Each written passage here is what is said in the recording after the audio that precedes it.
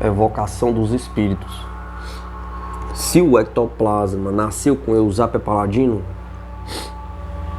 atingiu a maioridade com Eva C. Eva era tão perversa e neurótica quanto Paladino era grosseira e franca, mas as duas mulheres tinham muito em comum. Ambas, por exemplo, davam sinais visíveis e audíveis de excitação sexual durante as sessões, embora Eva parecesse menos agitada com os homens da plateia do que com as moças que empregava como assistentes. Eusapia e Eva também compartilharam dos dois conhecidos investigadores que ajudaram a imortalizá-las: Charles Richer e o Barão von Notzing. Em 1905, Richer foi a Argel, atraído por relatos de que a filha de um oficial francês era uma médio digna de estudos. Naquela época, ele usava seu nome de batismo. Ela usava seu nome de batismo, Marthe Berraud, o pseudônimo de Eva C. Viria depois. Marthe, de 19 anos, morava com um general francês e sua esposa. O casal Noé, na casa deles, a Vila Carmen, fora noiva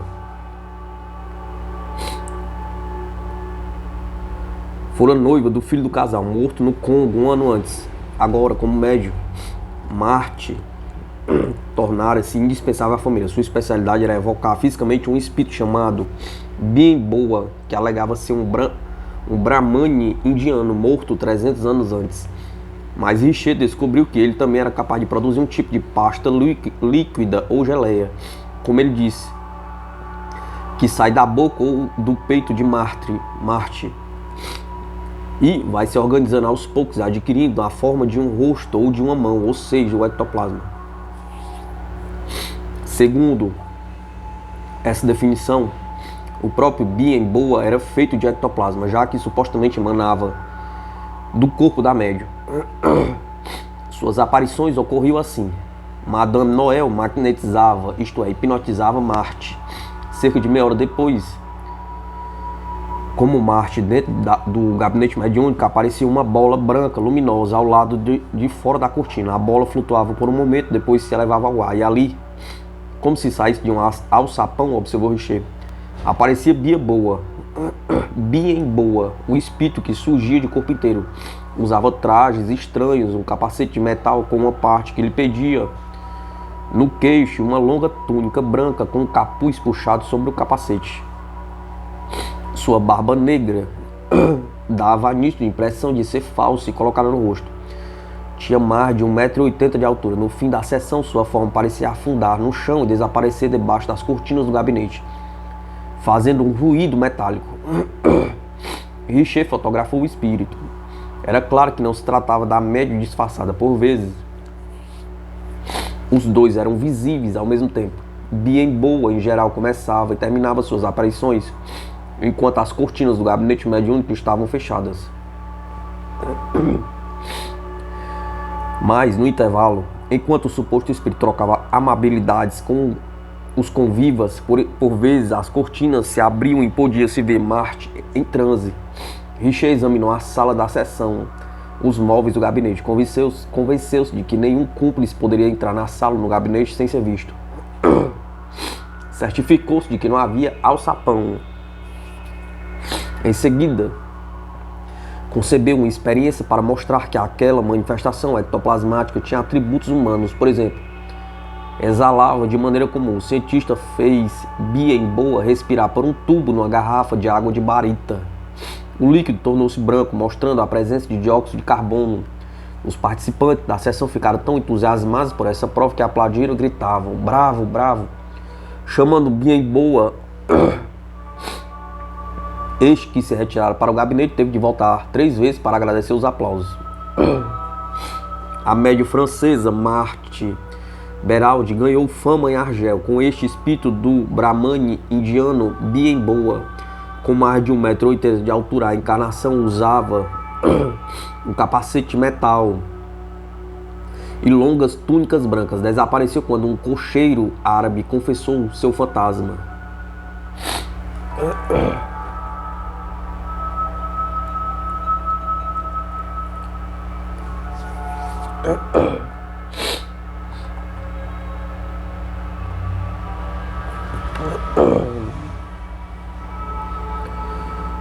Richer achou que Bienboa era convincente. E mais ainda, porque uma fraude por parte daquela médium e seus amigos íntimos era impensável. Afinal, Marty era filho de um oficial francês. De certo, o general e Madame Noël estavam acima de qualquer suspeita. Seja como for, a fraude foi apontada logo depois que Richer publicou relatos de seus trabalhos na Vila Carmen.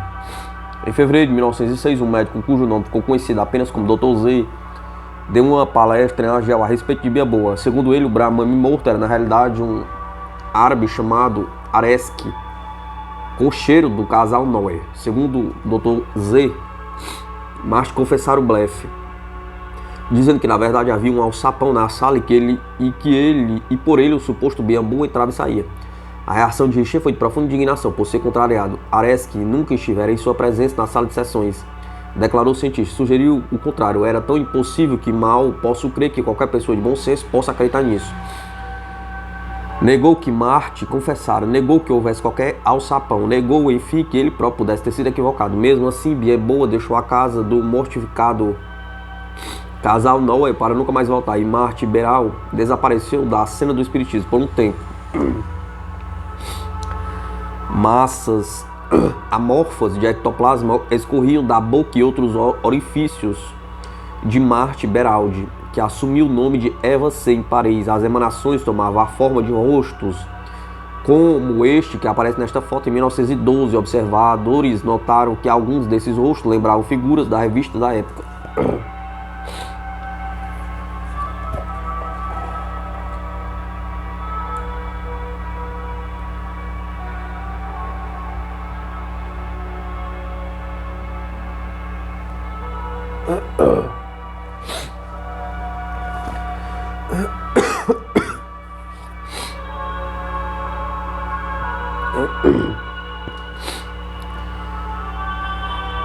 Pouco depois do fiasco de Bienboa, e agora famosa, Marty mudou-se para Paris e adotou o nome de Eva Carriere, ou como era chamado nos relatos de sua taumaturgia mediúnica, Eva C. Eusapia Paladino sempre atuava sozinha, mas Eva preferia as duplas, parecia trabalhar melhor com outra pessoa, servindo como comendador e empresário. Em Argel, essa função fora de Madame Noël, uma dama que parece não ter desconfiado de que fora ludibriada. Em Paris, o papel coube a Juliette Bison, uma escultora e esposa do dramaturgo André Bison. Madame Bison induziu os transes de Eva e fazia constantes comentários durante as atuações. Também escreveu um livro a respeito. As duas mulheres eram íntimas e em 1912, depois da morte do Sr. Bison, Eva passou a morar no apartamento de Juliette. Madame Bison escreveu sobre as sessões que ali se realizaram, tendo apenas as duas presentes, quando Eva realizou milagres que nenhum de seus investigadores jamais veria. Com a possibilidade de truques eliminada, pois Eva ficava nua, produzia fenômenos curiosos, como pseudo-nascimentos ectoplasmáticos. O barão Notzny começou a investigar as atividades de Eva em 1909. Depois escreveu um livro chamado Fenômenos de Materialização, detalhando suas pesquisas. É curioso que, embora Notzky e Madame Bison soubessem que Eva C. e Martha Beraldi eram a mesma pessoa, nenhum dos dois escreveu sobre esse fato. Para a maioria dos pesquisadores britânicos, os fenômenos espíritas estavam inextricavelmente vinculados à religião. Porém, Notzky, Richer e outros pesquisadores da Europa continental não estavam interessados em absoluto pela teologia. Eles não se preocupavam com as origens espirituais das manifestações físicas, mas sim com sua existência e natureza. No caso de Eva, era óbvio que havia estranhas excrescências de algum tipo, amplamente observadas e muitas vezes fotografadas. O problema era saber do que eram feitas. Nas primeiras sessões de Paris, Eva produziu uma figura vestida com uma túnica branca que parecia ser uma réplica de Bienboa, sem a barba. Ele logo se foi, porém cedendo lugar a emanações de uma natureza totalmente diferente. Massas amorfas de matéria branca ou cinzenta pareciam sair de várias partes do corpo de Eva. Em geral, em sua boca, a pairar ao redor dela. Era uma substância indeterminada, às vezes parecendo fumaça, outras um tecido fino, por vezes parecia leve e aérea, outras pegajosa. É claro que era possível que Eva escondesse algum material dentro do gabinete ou dentro de si para ser apresentado durante a sessão como ectoplasma. Mais tarde foram descobertos muitos médicos que engoliam chifron ou alguma outra substância e regurgitavam durante as sessões. Coisas ainda mais estranhas eram expelidas, mas Notsky foi cauteloso quanto a tais alegações, examinando com cuidado o local antes de cada sessão, assim como Richter fizera antes. Participava de uma revista completa de Eva, do tipo que os britânicos provavelmente considerariam impensável. Ele usava um colete justo e sobre esse macacão costurado ao colante da cintura.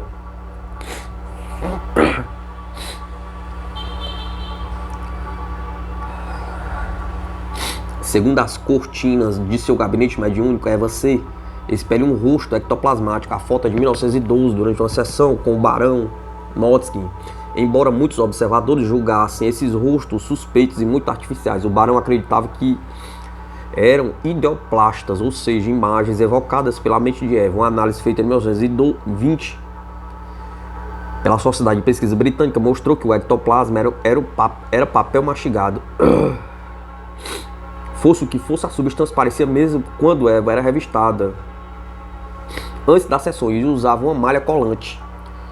Juliette Bison, amiga íntima de Eva C., presidia sua residência em Paris às populares sessões de médium da médium 1909 e 1913.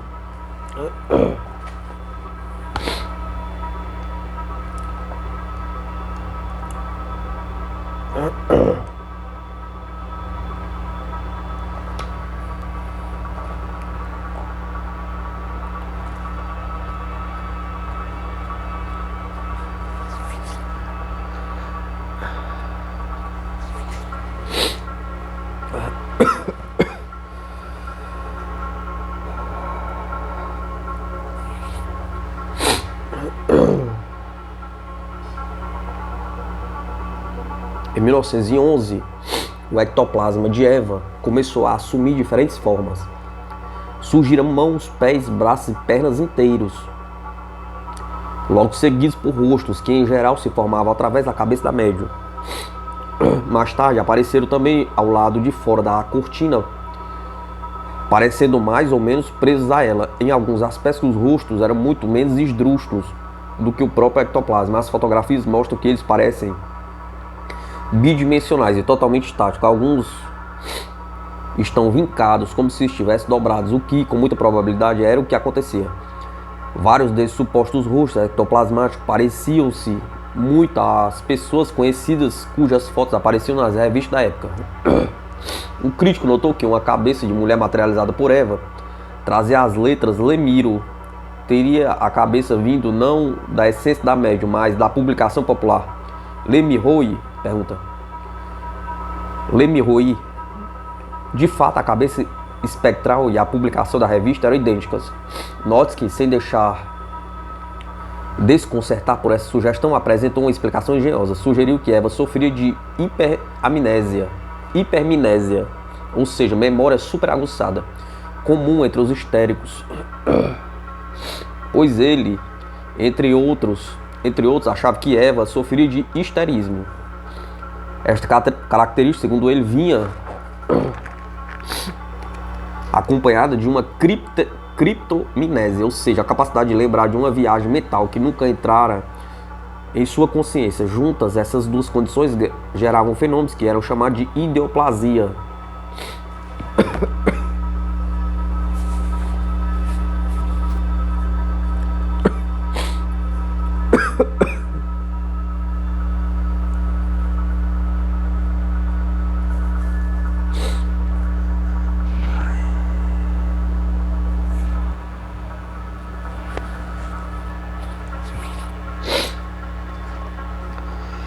Eva, segundo Notsky,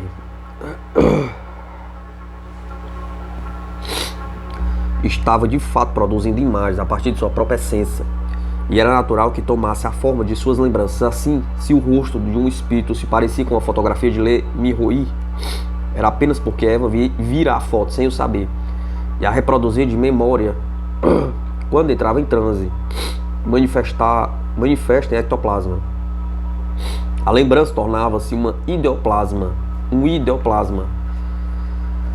Os detratores de Eva optaram por uma explicação menos sutil, afirmando que a médium levava recortes de revista para a sala de sessões. não conseguiram explicar, porém, de que modo ela o fazia. Note que afirmava que não havia trapace e que o ectoplasma de Eva era legítimo, e Gustav Geiler chegaria à conclusão equivalente alguns anos depois. Ele era diretor do Instituto de Metafísica em Paris e continuou as pesquisas de Nolte em 1914, depois que o acesso de alemães à França foi limitado pelo início da Primeira Guerra Mundial. O trabalho de Geiler foi interrompido em 1920, quando Eva e Madame Bison receberam um pedido equivalente a uma ordem de visitar Londres e realizar sessões com a Sociedade de Pesquisa Britânica. Dada a aversão da Sociedade de Pesquisa Britânica pelos médios físicos, o convite em si já era um golpe. O resultado, porém, foi decepcionante. Em metade das 40 sessões nada aconteceu, e na outra ainda menos. A Sociedade de Pesquisas Psíquicas conseguiu, porém, uma amostra do ectoplasma de Eva. As análises mostraram tratar-se de papel mastigado.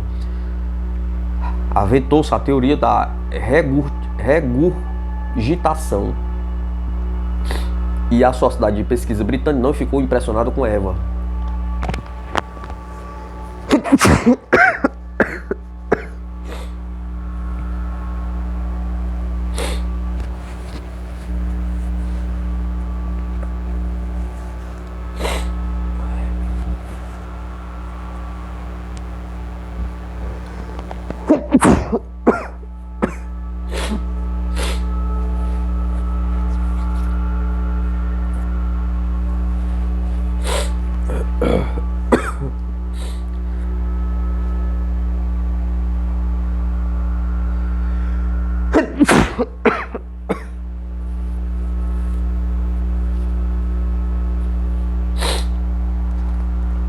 Tampouco ficaram impressionados os investigadores da Sorbonne 2 anos depois, após uma série de sessões improdutivas. Logo em seguida, Eva casou-se e saiu de cena. Nunca foi uma médium como a grande Paladino, mas ao contrário de sua infeliz colega italiana, Eva soube quando parar. Embora menos impressionante do que Rumi ou Paladino, Eva tem simpatizante até hoje. O respeitado estudioso inglês Brian Inglis, por exemplo, recusa a teoria da regurgitação. Ele observa que muitas vezes Eva era obrigada a tomar café ou suco de framboesas e comer bolo antes das sessões. É claro que essas substâncias manchariam qualquer coisa que houvesse em seu aparelho digestivo. Contudo, seu ectoplasma era quase sempre branco. Ele também nega que os recortes de revistas expliquem todas as figuras que Eva produzia, notando que, pelas descrições de Richer e outros, as formas materializavam-se por etapas até formar um desenho final. E é claro, sempre ao fato de que, em sua época, Eva foi aprovada por um cientista de bom nível, Notzing, e outro de grande reputação, Richer. É triste reconhecer, mas os cientistas, por mais capazes que fossem em suas próprias áreas, não eram necessariamente observadores mais qualificados para trabalhar com os médios. Eram prejudicados não só pela honestidade do seu próprio caráter, como também pelos seus defeitos, vaidosos em suas respectivas disciplinas. Talvez conservassem a arrogância de seus testes de paranormalidade. Se eles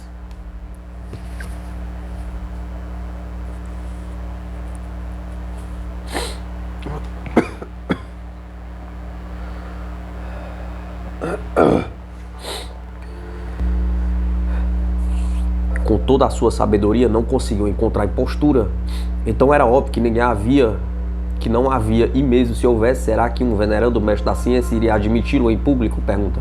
Na verdade, com muita frequência havia fraude, como as investigações posteriores sugeriram. Os mágicos versados nas áreas de seu ofício eram muito mais aptos do que os cientistas para explicar o funcionamento de uma sessão. Os cientistas vivem pela lógica, mas a lógica é de eficácia duvidosa para estudar algo que é por essência ilógico. Assim como os métodos de prova podem não resolver problemas que são, em última análise, questões de fé. E a fé persistia, embora os dias de glória dos médios físicos chegassem ao fim, de maneira geral. Na década de 20, Eusap e Eva estiveram no ápice dessa moda e ajudaram também a apressar seu declínio. Alguns dos fenômenos que elas produziram talvez fossem genuínos, mas já haviam surgido tantas falsificações que a maioria das pessoas não se interessavam mais pelas pepitas de ouro em meio ao lixo. Além disso, havia médios de outro tipo a serem estudados, que pareciam muito mais promissores. Por algum tempo, espírita com inclinações mais filosóficas já se voltaram para dentro de si, buscando não as maravilhas físicas, mas sim as maravilhas da mente. Evocação dos espíritos. Exploradores do desconhecido.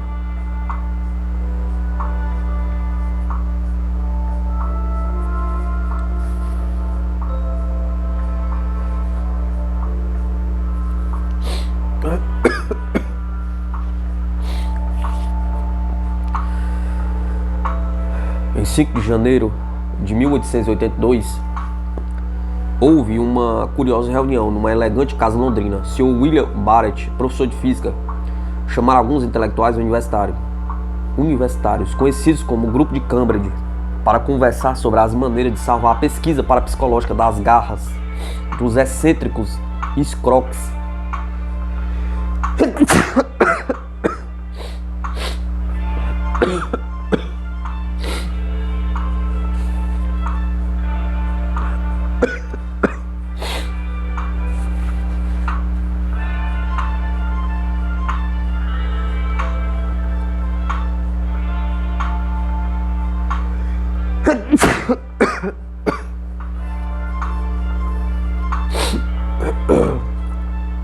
Como disse um observador, a partir dessa reunião foi fundado um mês depois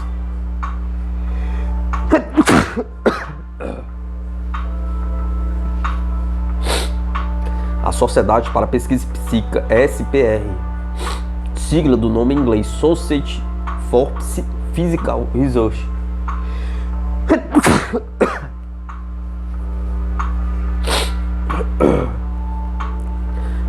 Para examinar de maneira objetiva fatos que pareciam inexplicáveis. Barrett sabia quando formulou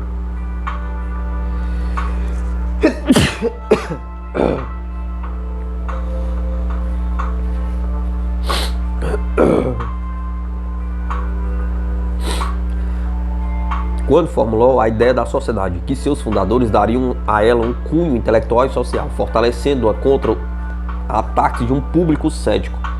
Mas o que Barrett provavelmente não sabia é que cada um dos 4 fundadores da sociedade, o professor Henry Sidgwick, sua mulher Eleanor Frederick Mears e Edmund Gurney, haviam passado ou iriam passar por uma crise pessoal que tornaria mais premente a investigação sobre o desconhecido. Para cada um deles, a questão da sobrevivência da alma depois da morte era quase tão importante como a própria vida. Nenhum dos presentes naquela noite de 1882 poderia prever os estranhos rumos que aquela sociedade haveria de tomar, nem imaginar que seus membros logo se incluiriam bispos, primeiros ministros e renomados cientistas. Contudo, cada um deles sentia, como lembrou depois Frederick Mears, a consciência de que a hora havia chegado, que aquele segredo velho como o mundo estava se abrindo para os olhos mortais, que o primeiro pombo-correio entrara neste reduto de homens sitiados.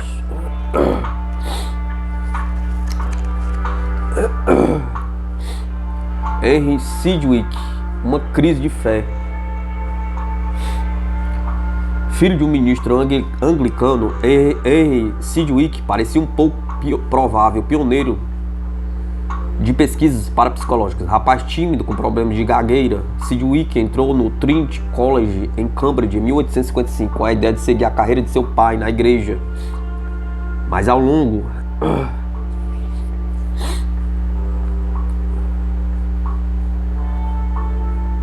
de uma excelente carreira acadêmica, viu suas crenças abaladas por novas ideias filosóficas e científicas. Ele ficou particularmente fascinado pela teoria da evolução orgânica lançada por Charles Darwin em A Origem das Espécies.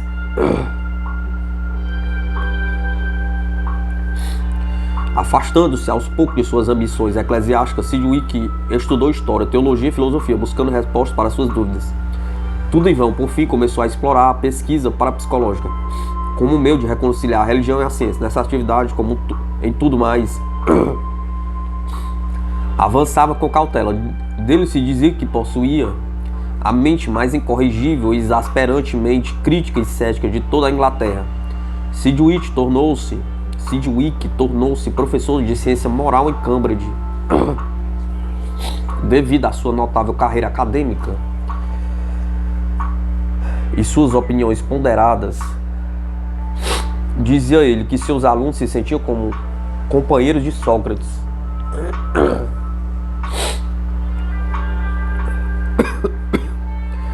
Os que o viam de longe confundiam sua timidez com altivez e julgavam Sidgwick frio e afetado, mas ele sempre conquistava o amor, a devoção e a admiração irrestrita dos que o conheciam bem. Para muitos era um mentor cheio de tato e paciência, para outros um amigo afetuoso e leal.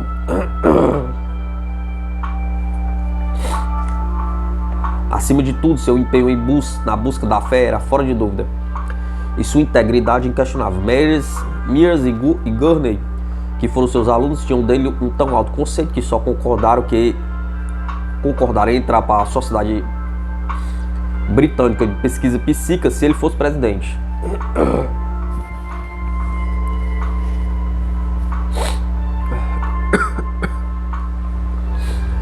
Sidgwick dedicou 40 anos às pesquisas parapsicológicas, sem obter a certeza religiosa que buscava. Só a honestidade o impedia de enganar-se. 20 anos antes de morrer, resumiu seu dilema numa carta a um amigo.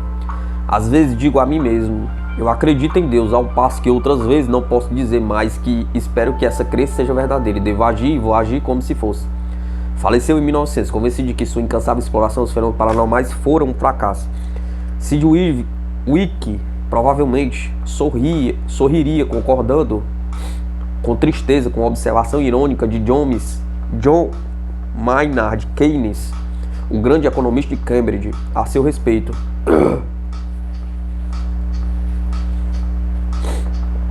Sidgwick nunca fez nada além de se perguntar se o cristianismo era verdadeiro, provar que não era e esperar que fosse.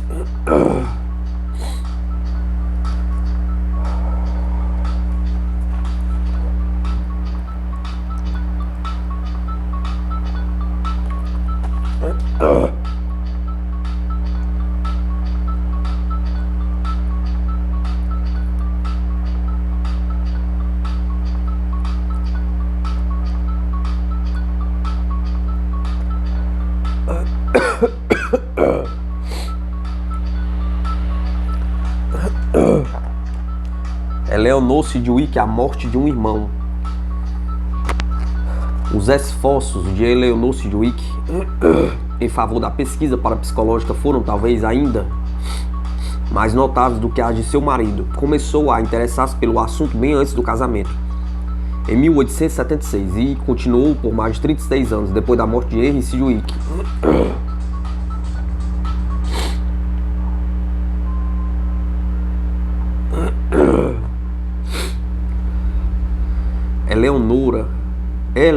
Eleanor era a mais velha dos 8 filhos da ilustre família Balfour. 2 de seus irmãos, Arthur, futuro primeiro-ministro da Inglaterra, e Gerald, eminente filósofo, foram alunos do professor Sidgwick em Cambridge, e assim Eleanor conheceu o marido. O casal tornou-se o centro do grupo de Cambridge e sua casa, local da reunião para jovens intelectuais que discutiam as ideias mais relevantes da época.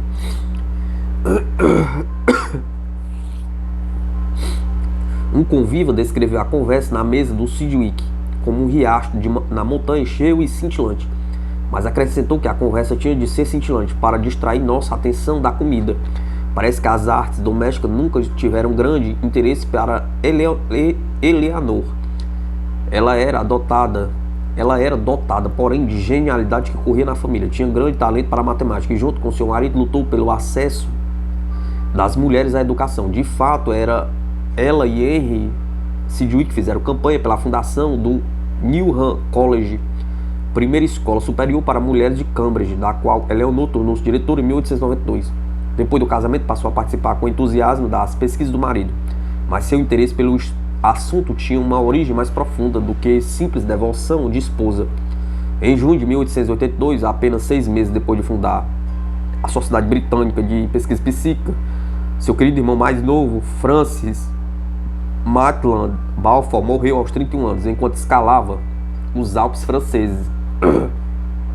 Essa perda deu um incentivo pessoal a seu interesse por encontrar provas da existência da vida além do túmulo. A morte prematura do jovem Balfour deixou consternada a senhora Sidgwick, mas não lhe afetou de modo algum o raciocínio. Como o marido era cauteloso e cético, uma trabalhadora incansável que sempre recolheu volumosa quantidade de fatos antes de arriscar uma opinião. Mas ao contrário dele, depois de muitos anos ela passou a acreditar na sobrevivência do espírito humano e na possibilidade de comunicação entre os vivos e os mortos. Mesmo assim, essa certeza pouco fez para aplacar sua mágoa. Minha vida foi cinzenta, observou ela na velhice. E acrescentou, esperançosa, mas penso que o cinza é uma bela cor e contém em si muitas cores.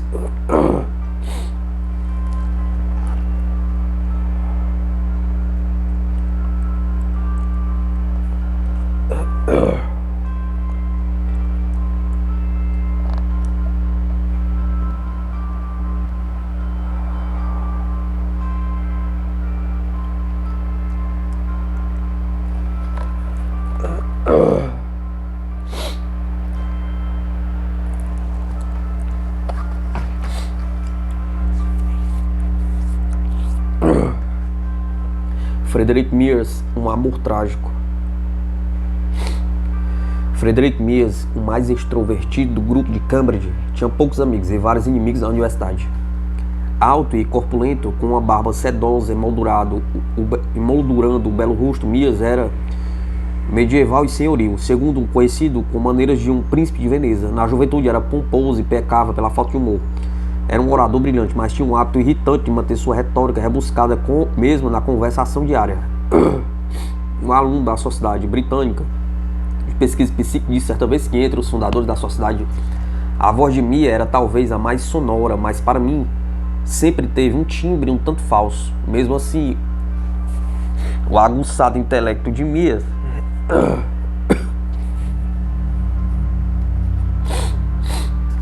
tornava o bem-vindo no ciclo de Henry Sidgwick.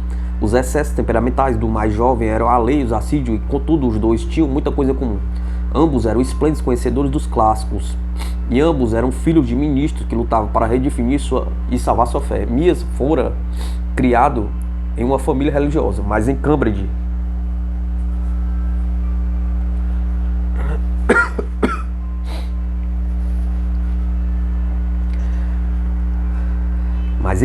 suas crenças tradicionais se abalaram e por fim desapareceram. Essa perda teve resultados ainda mais devastadores por implicar um confronto com a possibilidade de que a morte é irrevogável.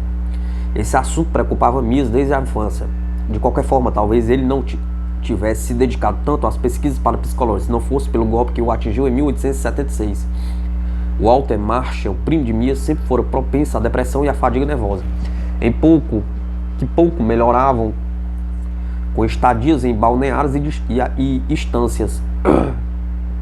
Mears, que sempre lhes dava Marshall, sentiu-se atraído por sua mulher, Anne, que muito sofria. Com o passar do tempo, os dois se apaixonaram.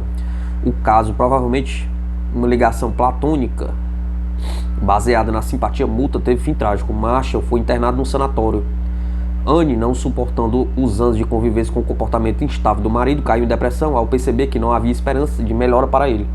Em 2 de setembro de 1876, na casa de seu sogro em Ullswater, ela feriu a garganta com uma tesoura e entrou no lago Ullswater, indo de encontro à morte. Foi um golpe esmagador para Mears, que passou as 2 décadas seguintes procurando por Anne através de médios.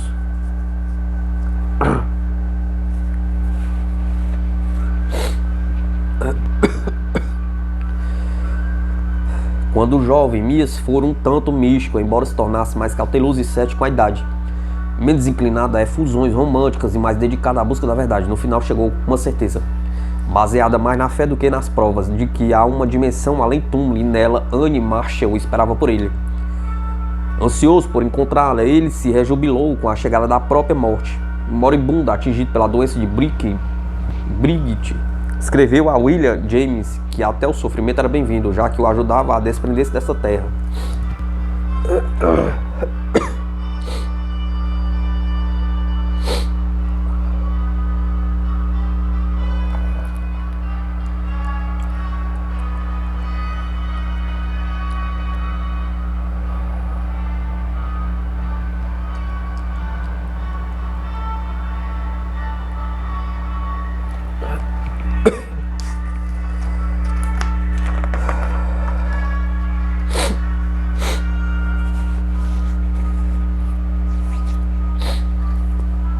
Edmund Gurney, Morte no Nilo, o mais jovem dos fundadores da Sociedade Britânica de Pesquisa Psíquica, Edmund Gurney, tinha muito em comum com seus companheiros do Trinity College. Também era filho de um ministro e também assolado por dúvidas religiosas. Era talvez o mais sensível do grupo e, portanto, o mais vulnerável emocionalmente. Gurney era popular em Cambridge, inteligente, bonito, espirituoso, divertido e, sobretudo, muito solidário e atento aos problemas alheios. Entretanto, manifestava um traço melancólico em sua natureza que se tornou mais pronunciado com os anos. Quando conseguiu escapar dele, era capaz de grandes entusiasmos e prodigiosos arroubos de energia. Mas a esses períodos felizes e produtivos sempre se seguiam outros de depressão e letargia. Certa vez, durante o curso universitário, sofreu um colapso nervoso. Gurney parecia ter todos os dons acadêmicos, mas seu grande amor era a música, não os livros. Infelizmente, essa era a única disciplina em que seu talento não era suficiente para lhe dar uma carreira promissora. Abandonar a esperança e tornar-se músico ou compositor deixou-o ainda mais deprimido. Mas a maior tragédia da vida de Gurney ocorreu em 1875. 3 irmãs suas, numa viagem pelo Egito, afogaram-se quando sua barca afundou no Nilo. Ele era muito apegado às 3, em especial a mais nova, e depois que morreram, Gurney viu-se tomado de uma tristeza sem tréguas. Observou que certa vez o mistério do universo e o fato de que o sofrimento humano é injustificável nunca estava longe dos seus pensamentos. O sofrimento humano, na verdade, foi o que o atraiu para a pesquisa parapsicológica. Sua estreita sensibilidade à dor alheia, o sofrimento sem justificativa e sem remédio que ele via por toda parte, lançou numa busca quase desesperada para encontrar algum significado mais amplo para a vida e para a morte. Recusando qualquer outra carreira, Gurney devotou-se exclusivamente a um trabalho incansável na Sociedade Britânica de Pesquisa Psíquica. Entre outras realizações, foi o principal autor de Fantasma dos Vivos, um volumoso estudo sobre aparições editado pela Sociedade. Por infelicidade, os esforços de Gurney não solucionaram sua perplexidade e desespero. Morreu em 1889, aos 43 anos, no quarto de hotel em Bridgeton, com uma esponja embebida em clorofórmio sobre o nariz e a boca. Ele costumava usar clorofórmio para aliviar suas fortes dores de cabeça. E uma perícia determinou que a dose excessiva fora acidental. Porém, seu colega Henry Sidgwick confessou ter uma dolorosa dúvida quanto ao possível suicídio, e nisso não estava sozinho. Fosse qual fosse a causa, a morte de Gurney foi uma triste perda para seus amigos, um dos quais o mencionou com afeto como o ser humano mais belo e adorável que já conheci.